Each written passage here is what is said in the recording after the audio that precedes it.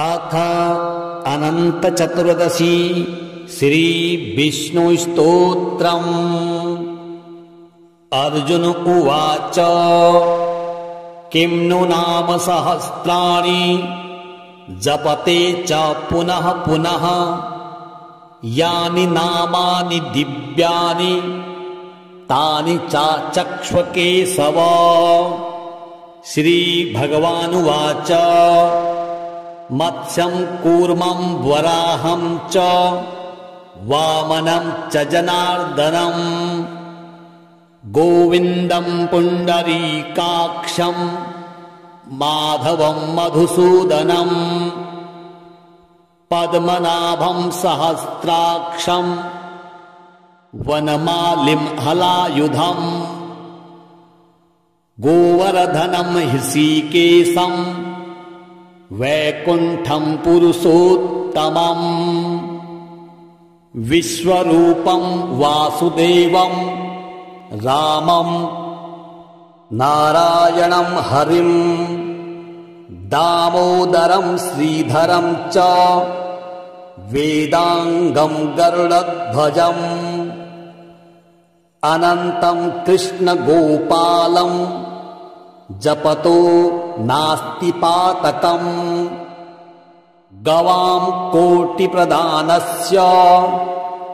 अश्वमेधशतस्य च कन्यादानसहस्राणां फलं प्राप्नोति मानवः अमायां वा पौर्णमास्याम् एकादश्यां तथैव च संध्याकाले स्मरेन्नित्यं प्रातः काले तथैव च मध्याह्ने च जपेन्नित्यं सर्वपापैः प्रमुच्यते। अर्जुन उवाच किं नु नाम सहस्राणि जपते च पुनः पुनः यानि नामानि दिव्यानि तानि चाचक्ष्व केशव। श्री भगवानुवाच मत्स्यं कूर्मं वराहं च वामनं च जनार्दनं गोविन्दं पुण्डरीकाक्षं माधवं मधुसूदनं पद्मनाभं सहस्राक्षं वनमालिं हलायुधं गोवर्धनं हृषीकेशं वैकुण्ठं पुरुषोत्तमम् विश्वरूपं वासुदेवं रामं नारायणं हरिं दामोदरं श्रीधरं च वेदांगं गरुडध्वजम् अनन्तं कृष्णगोपालं जपतो नास्ति पातकम् गवां कोटिप्रदानस्य अश्वमेधशतस्य च कन्यादानसहस्राणां फलं प्राप्नोति मानवः अमायां वा पौर्णमास्याम् एकादश्यां तथैव च संध्याकाले स्मरेन्नित्यं प्रातः काले तथैव च मध्याह्ने च जपेन्नित्यं सर्वपापैः प्रमुच्यते। अर्जुन उवाच किं नु नाम सहस्राणि जपते च पुनः पुनः यानि नामानि दिव्यानि तानि चाचक्ष्व केशव। श्री भगवानुवाच मत्स्यं कूर्मं वराहं च वामनं च जनार्दनं गोविन्दं पुण्डरीकाक्षं माधवं मधुसूदनं पद्मनाभं सहस्राक्षं वनमालिं हलायुधं गोवर्धनं हृषीकेशं वैकुण्ठं पुरुषोत्तमं विश्वरूपं वासुदेवं रामं नारायणं हरिं दामोदरं श्रीधरं च वेदांगं गरुडध्वजम् अनन्तं कृष्णगोपालं जपतो नास्ति पातकम् गवां कोटिप्रदानस्य अश्वमेधशतस्य च कन्यादानसहस्राणां फलं प्राप्नोति मानवः अमायां वा पौर्णमास्याम् एकादश्यां तथैव च सन्ध्याकाले स्मरेन्नित्यं प्रातः काले तथैव च मध्याह्ने च जपेन्नित्यं सर्वपापैः प्रमुच्यते। अर्जुन उवाच किं नु नाम सहस्राणि जपते च पुनः पुनः यानि नामानि दिव्यानि तानि चाचक्ष्व केशव। श्रीभगवानुवाच मत्स्यं कूर्मं वराहं च वामनं च जनार्दनं गोविन्दं पुण्डरीकाक्षं माधवं मधुसूदनं पद्मनाभं सहस्राक्षं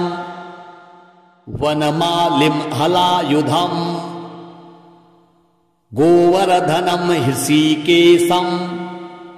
वैकुण्ठं पुरुषोत्तमं विश्वरूपं वासुदेवं रामं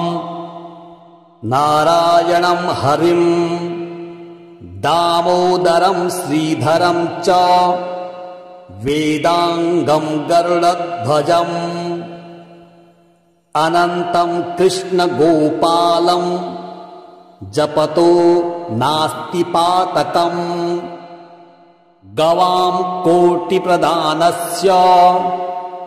अश्वमेधशतस्य च कन्यादानसहस्राणां फलं प्राप्नोति मानवः अमायां वा पौर्णमास्याम् एकादश्यां तथैव च सन्ध्याकाले स्मरेन्नित्यं प्रातः काले तथैव च मध्याह्ने च जपेन्नित्यं सर्वपापैः प्रमुच्यते। अर्जुन उवाच किं नु नाम सहस्राणि जपते च पुनः पुनः यानि नामानि दिव्यानि तानि चाचक्ष्व केशव।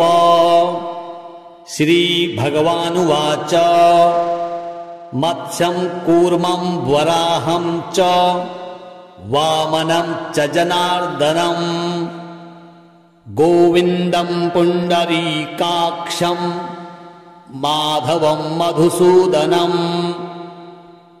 पद्मनाभं सहस्राक्षं वनमालिं हलायुधं गोवर्धनं हृषीकेशं वैकुण्ठं पुरुषोत्तमं विश्वरूपं वासुदेवं रामं नारायणं हरिं दामोदरं श्रीधरं च वेदांगं गरुडध्वजम् अनन्तं कृष्णगोपालं जपतो नास्ति पातकम् गवां कोटिप्रदानस्य अश्वमेधशतस्य च कन्यादानसहस्राणां फलं प्राप्नोति मानवः अमायां वा पौर्णमास्याम् एकादश्यां तथैव च सन्ध्याकाले स्मरेन्नित्यं प्रातः काले तथैव च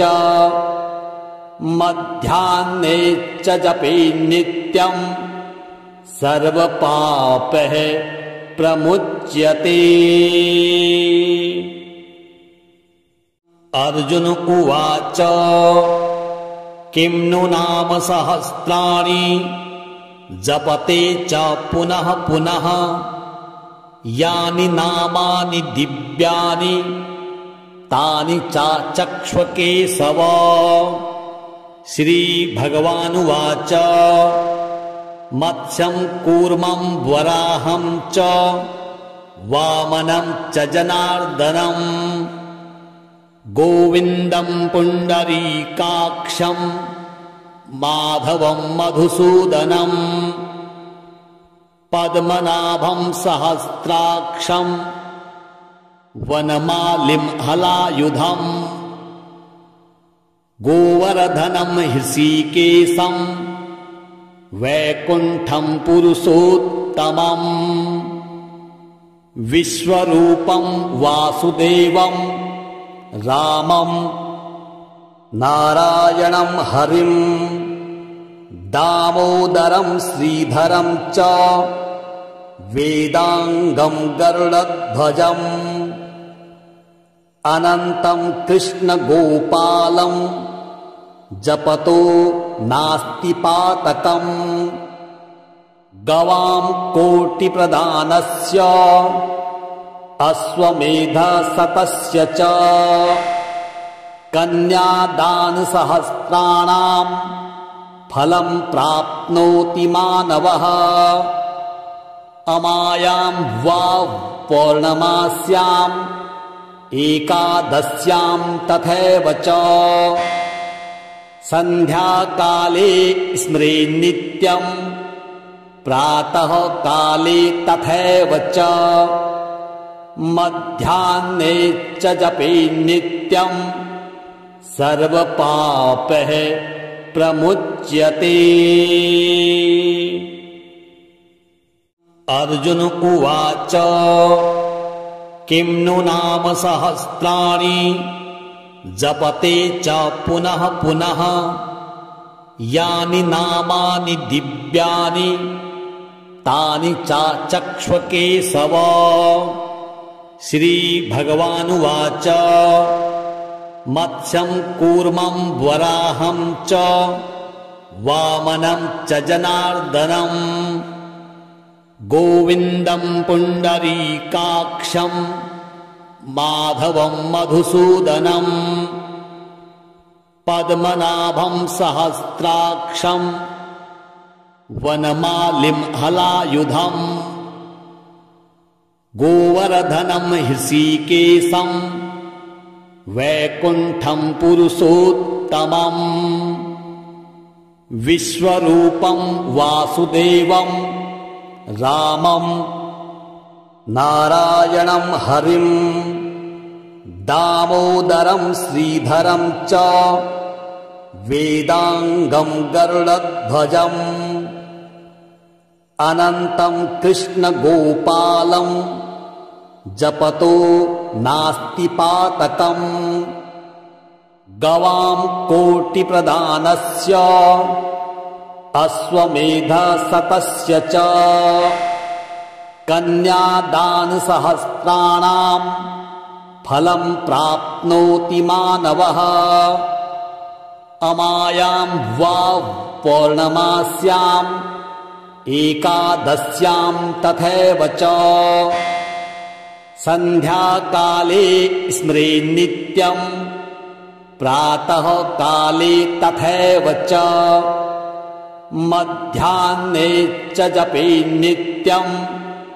सर्वपापैः प्रमुच्यते। अर्जुन उवाच किं नु नाम सहस्राणि जपते च पुनः पुनः यानि नामानि दिव्यानि तानि चाचक्ष्व केशव। श्रीभगवानुवाच मत्स्यं कूर्मं वराहं च वामनं च जनार्दनं गोविन्दं पुण्डरीकाक्षं माधवं मधुसूदनं पद्मनाभं सहस्राक्षं वनमालिं हलायुधं गोवर्धनं हृषीकेशं वैकुण्ठं पुरुषोत्तमं विश्वरूपं वासुदेवं रामं नारायणं हरिं दामोदरं श्रीधरं च वेदांगं गरुडध्वजम् अनन्तं कृष्णगोपालं जपतो नास्ति पातकम् गवां कोटिप्रदानस्य अश्वमेधशतस्य च कन्यादानसहस्राणां फलं प्राप्नोति मानवः अमायां वा पौर्णमास्याम् एकादश्यां तथैव च सन्ध्याकाले स्मरेन्नित्यं प्रातः काले तथैव च मध्याह्ने च जपेन्नित्यं सर्वपापैः प्रमुच्यते। अर्जुन उवाच किं नु नाम सहस्राणि जपते च पुनः पुनः यानि नामानि दिव्यानि तानि चाचक्ष्व केशव। श्रीभगवानुवाच मत्स्यं कूर्मं वराहं च वामनं च जनार्दनं गोविन्दं पुण्डरीकाक्षं माधवं मधुसूदनं पद्मनाभं सहस्राक्षं वनमालिं हलायुधं गोवर्धनं हृषीकेशं वैकुण्ठं पुरुषोत्तमं विश्वरूपं वासुदेवं रामं नारायणं हरिं दामोदरं श्रीधरं च वेदांगं गरुडध्वजम् अनन्तं कृष्णगोपालं जपतो नास्ति पातकम् गवां कोटिप्रदानस्य अश्वमेधशतस्य च कन्यादानसहस्राणां फलं प्राप्नोति मानवः अमायां वा पौर्णमास्याम् एकादश्यां तथैव च सन्ध्याकाले स्मरेन्नित्यं प्रातः काले तथैव च मध्याह्ने च जपेन्नित्यं सर्वपापैः प्रमुच्यते। अर्जुन उवाच किं नु नाम सहस्राणि जपते च पुनः पुनः यानि नामानि दिव्यानि तानि चाचक्ष्व केशव। श्रीभगवानुवाच मत्स्यं कूर्मं वराहं च वामनं च जनार्दनं गोविन्दं पुण्डरीकाक्षं माधवं मधुसूदनं पद्मनाभं सहस्राक्षं वनमालिं हलायुधं गोवर्धनं हृषीकेशं वैकुण्ठं पुरुषोत्तमं विश्वरूपं वासुदेवं रामं नारायणं हरिं दामोदरं श्रीधरं च वेदांगं गरुडध्वजम् अनन्तं कृष्णगोपालं जपतो नास्ति पातकम् गवां कोटिप्रदानस्य अश्वमेधशतस्य च कन्यादानसहस्राणां फलं प्राप्नोति मानवः अमायां वा पौर्णमास्याम् एकादश्यां तथैव च सन्ध्याकाले स्मरेन्नित्यं प्रातः काले तथैव च मध्याह्ने च जपेन्नित्यं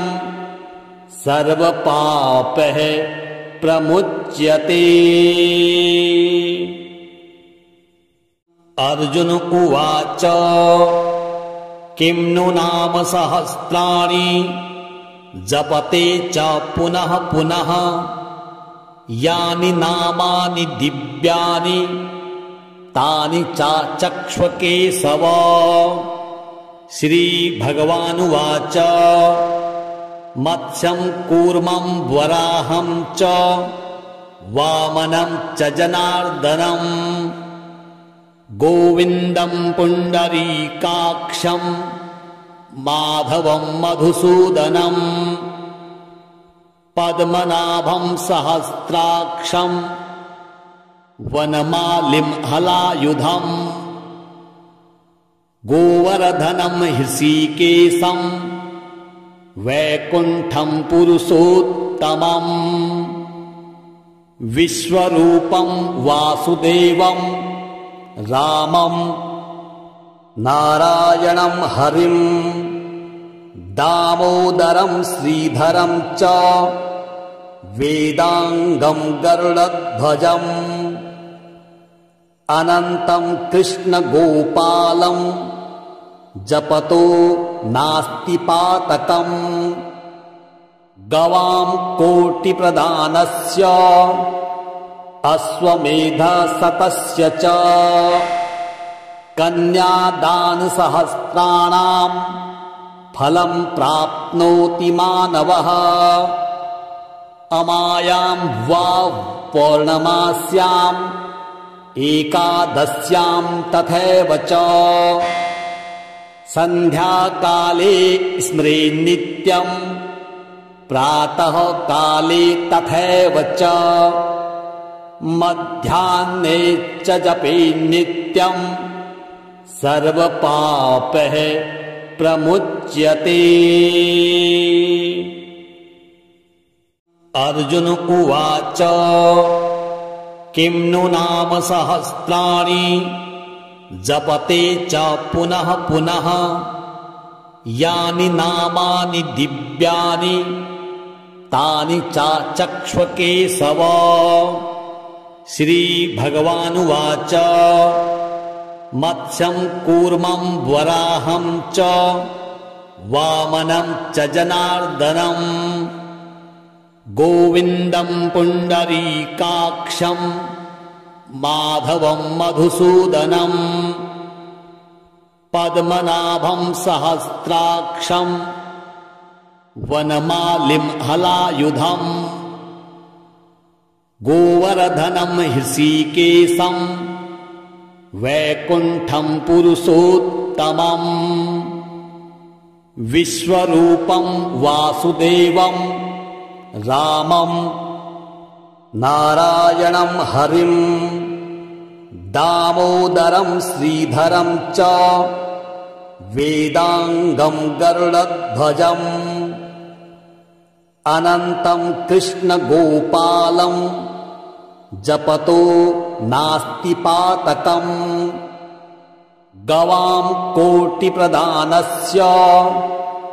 अश्वमेधशतस्य च कन्यादानसहस्राणां फलं प्राप्नोति मानवः अमायां वा पौर्णमास्याम् एकादश्यां तथैव च सन्ध्याकाले स्मरेन्नित्यम् प्रातः काले तथैव च मध्याह्ने च जपेन्नित्यम् सर्वपापैः प्रमुच्यते। अर्जुन उवाच किं नु नाम सहस्राणि जपते च पुनः पुनः यानि नामानि दिव्यानि तानि चाचक्ष्व केशव। श्रीभगवानुवाच मत्स्यं कूर्मं वराहं च वामनं च जनार्दनं गोविन्दं पुण्डरीकाक्षं माधवं मधुसूदनं पद्मनाभं सहस्राक्षं वनमालिं हलायुधं गोवर्धनं हृषीकेशं वैकुण्ठं पुरुषोत्तमं विश्वरूपं वासुदेवं रामं नारायणं हरिं दामोदरं श्रीधरं च वेदांगं गरुडध्वजम् अनन्तं कृष्णगोपालं जपतो नास्ति पातकम् गवां कोटिप्रदानस्य अश्वमेधशतस्य च कन्यादानसहस्राणां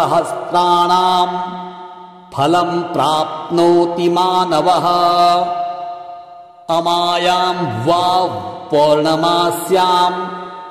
एकादश्यां तथैव च सन्ध्याकाले स्मरेन्नित्यम् प्रातः काले तथैव च मध्याह्ने च जपेन्नित्यम् सर्वपापैः प्रमुच्यते। अर्जुन उवाच किं नु नाम सहस्राणि जपते च पुनः पुनः यानि नामानि दिव्यानि तानि चाचक्ष्व केशव। श्रीभगवानुवाच मत्स्यं कूर्मं वराहं च वामनं च जनार्दनं गोविन्दं पुण्डरीकाक्षं माधवं मधुसूदनं पद्मनाभं सहस्राक्षं वनमालिं हलायुधं गोवर्धनं हृषीकेशं वैकुण्ठं पुरुषोत्तमं विश्वरूपं वासुदेवं रामं नारायणं हरिं दामोदरं श्रीधरं च वेदांगं गरुडध्वजम् अनन्तं कृष्णगोपालं जपतो नास्ति पातकम् गवां कोटिप्रदानस्य अश्वमेधशतस्य च कन्यादानसहस्राणां फलं प्राप्नोति मानवः अमायां वा पौर्णमास्याम् एकादश्यां तथैव च सन्ध्याकाले स्मरेन्नित्यम् प्रातः काले तथैव च मध्याह्ने च जपे नित्यम् सर्वपापः प्रमुच्यते।